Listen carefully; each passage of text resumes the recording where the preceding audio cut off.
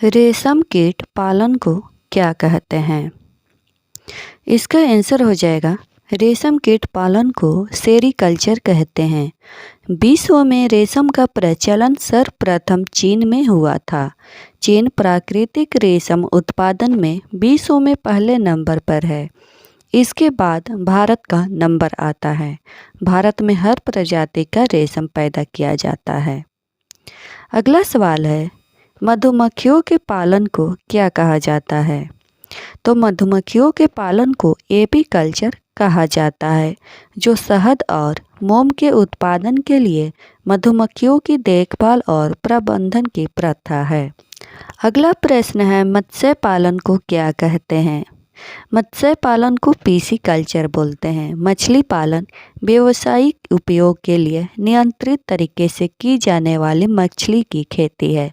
इसको ही पीसीकल्चर कहते हैं। फूलों का उत्पादन क्या कहलाता है?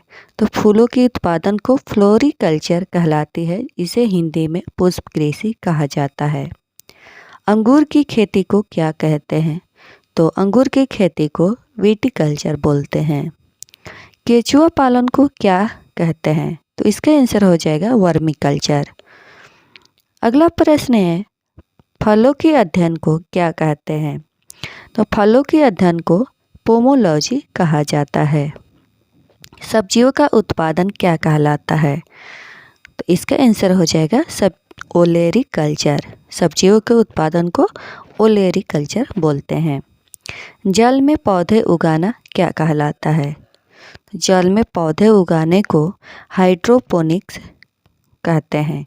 यह एक ऐसी तकनीक है जिसमें फसलों को बिना खेत में लगाए केवल पानी और पोषक तत्वों से उगाया जाता है।